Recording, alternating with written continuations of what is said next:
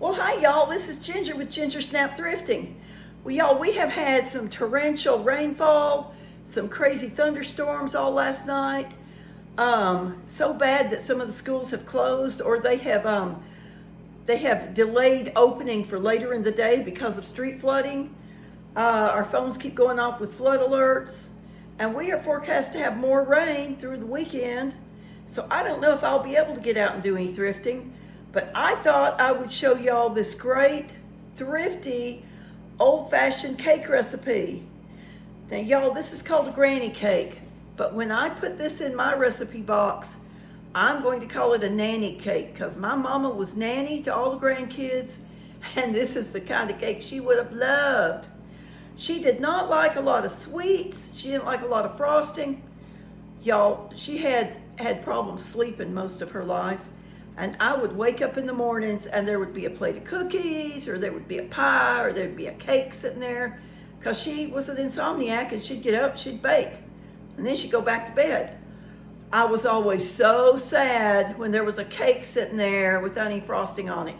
She didn't like frosting, and I loved me a big thick layer of cream cheese or buttercream frosting, and I still like those frostings. But sometimes I like something that's a little less sweet these days and a little easier to make. So I came upon this recipe and I decided I would make this for y'all. And let me tell you, my mama would have loved it. And it's easy.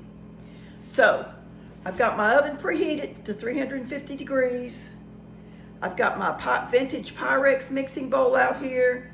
And I've got my Bromwell flour sifter, y'all. See, with the old wooden handle. And in this bowl, I have sifted together 2 cups of all-purpose flour, 3/4 teaspoon of salt, and 1 teaspoon of baking soda. Okay? Now, to that, we are going to add our wet ingredients. Okay, fun fact, in baking, sugar is usually considered a wet ingredient because it will melt when it's heated. So I want 1 cup of sugar. Just 1 level cup of sugar.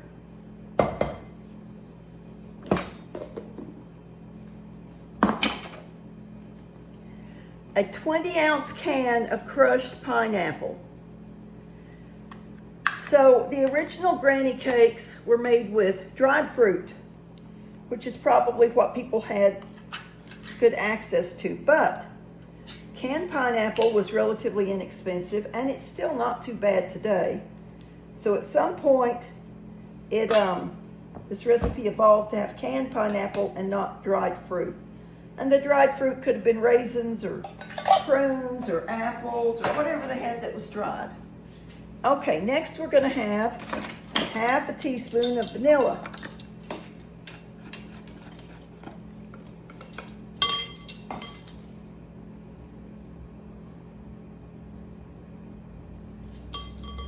About out of vanilla, y'all. There it comes. 1/2 teaspoon of vanilla. Get all that good yummy stuff out of there, because vanilla, real vanilla, is not cheap, y'all.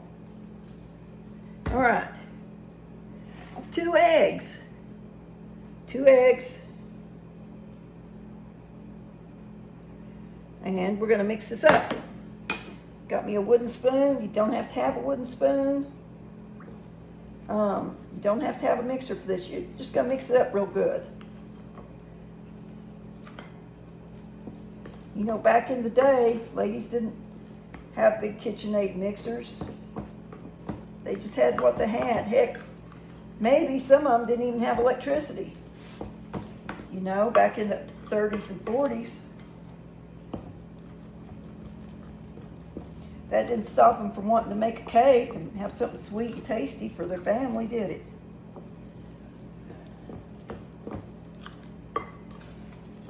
So you just want to mix it up until it's mixed well. And because I sifted the dry ingredients, I don't have to worry about any of them being a lump, and that the friction of that canned pineapple will absolutely break up and help mix in the egg and everything. So you see I'm pretty mixed. I don't have anything on the bottom of the bowl, no dry ingredients down there. I'm mixed up pretty good.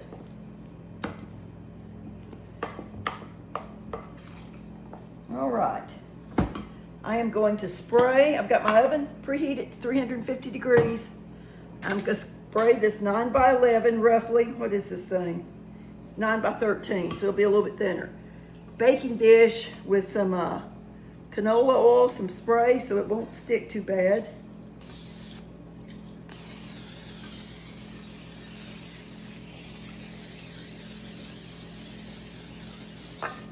All right.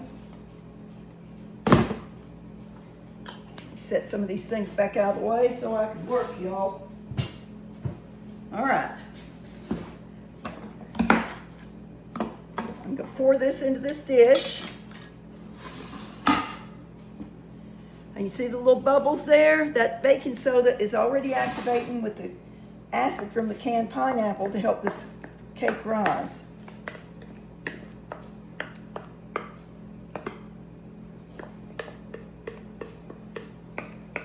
Y'all, I just learned not too long ago that baking soda can actually expire.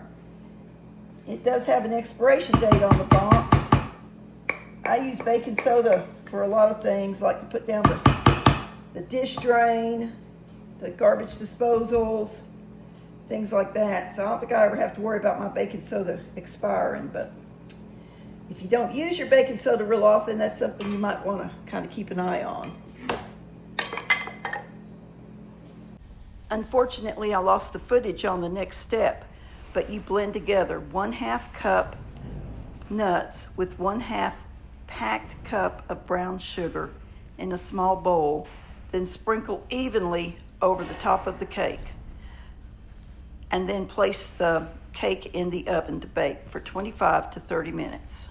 Okay, the cake took right at 30 minutes in my oven. I tested it in the center with a toothpick. You can see what it looks like with those nuts and brown sugar on it. And as soon as it comes out, you want to start making the topping. So to a saucepan, I'm going to add 1 stick of butter. That's a 1/2 cup of butter.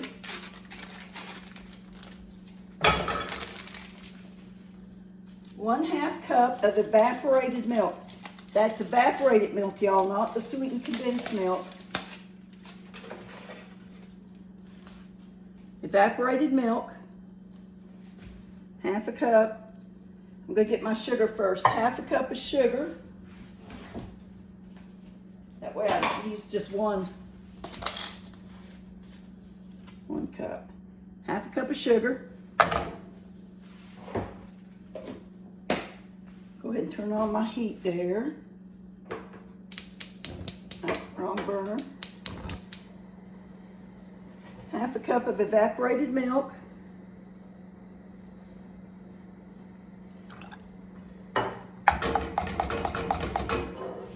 And 1/2 teaspoon of vanilla.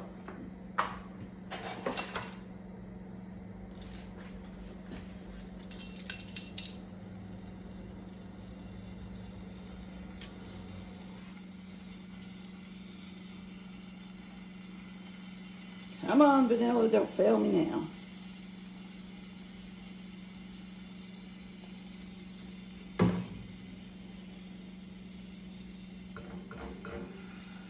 All right. Give me a spoon. I'm going to stir this as it heats. And you want to bring it to a boil. And that way you know that everything's melted and your sugar's all dissolved. And then what y'all think we're going to do with this? Y'all, a long time ago, I was given a recipe for a Top Me Twice cake. And I was disappointed in it because they cut me a piece and it looked like a German chocolate cake and it was not chocolate. I never made the cake. Partially because I didn't really like the woman that gave me the recipe, y'all. I just can't help it. I just didn't like this girl. And she really only was being nice to me because she liked my husband, who's my ex-husband. And she was a family friend of his. And I just, you know, it just didn't ever sound like a cake I wanted to make. So this actually, that Taught Me Twice cake might actually be kind of like this. I looked in my recipe box to see if I still had the card. And I think I decided here a while back when I was on a cleaning spree that I ain't like the cake. I ain't like the woman. I wasn't going to make it. It probably wasn't that I didn't like the cake. I just thought it was going to be something else. And so I was a little disappointed in it. Anyway, and like I said, way back then, I was in my early 20s then, I liked a cake with a lot of thick, gooey frosting on it. So anyway, it's funny how we go around. We just want to keep cooking this and stirring it. You want to stir it because, you know, it's got sugar in it and it will melt. It will burn on you. It'll scorch. It's got that evaporated milk in it. Now, I guess if you didn't have evaporated milk, you could use half and half. I don't know that you could use regular whole milk or 2% or anything like that. Anyway, you just want to keep cooking it.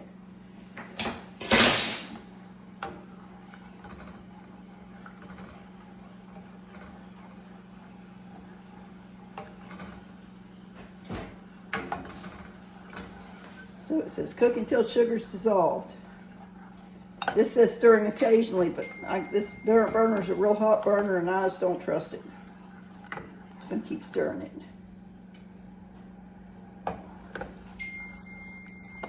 Now, I may have told y'all before, but my daughter and I owned a bakery several years ago, and my hard and fast rule was if it had nuts in it, you got to put nuts on top of it so that anybody that's nut allergic would know that it had nuts. All right, that's boiling. Y'all see that?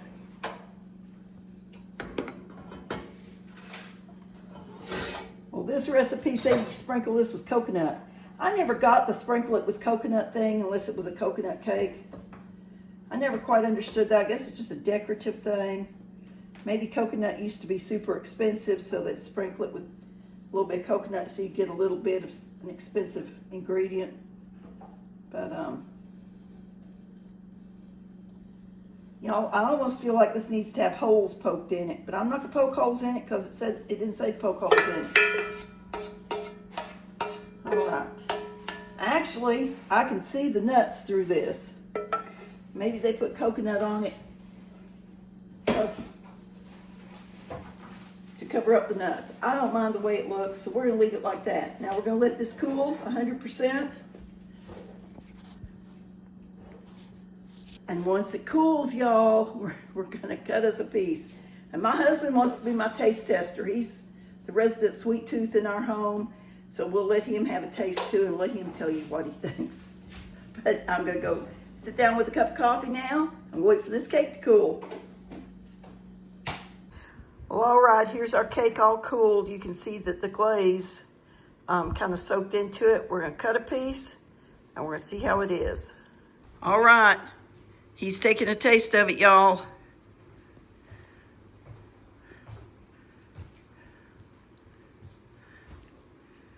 What do you think?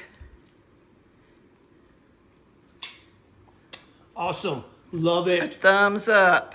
All right, y'all, it's my turn. It's really super moist. Y'all see how moist and pretty it looks?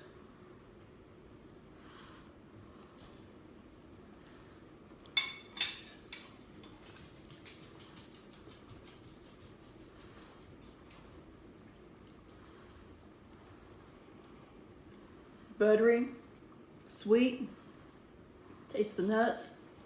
You do not taste the pineapple. And I did read that this is not a pineapple cake, y'all. This is a granny cake. Okay, so there you have it, y'all. Nanny cake. Well, y'all, as you can see, the family likes this cake. They've already made quite the dent in it. I had one piece, and the boyo and the husband had the rest of that. And we'll be having some more after dinner tonight. Thank you for watching through to the end of this video. If you're not a subscriber, I just invite you to subscribe now.